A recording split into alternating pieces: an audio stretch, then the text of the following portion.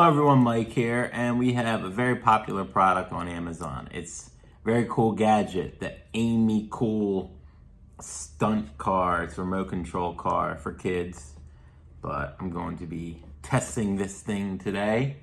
See how it does. I'm going to go ahead and unbox it now.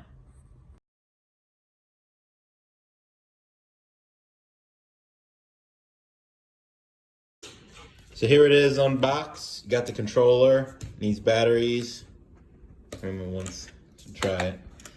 And this needs batteries as well. You can get rechargeable ones, but it does not come with rechargeable batteries. So I'm gonna have to put the batteries into each. So there you go. So you actually have to unscrew these things to put the battery in, which is annoying because I didn't see a screwdriver with this thing. I had to find one. Luckily I had one small enough for it.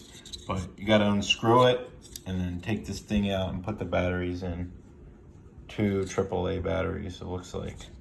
Or no, 4 AAA batteries for this thing. And then this one I gotta unscrew as well.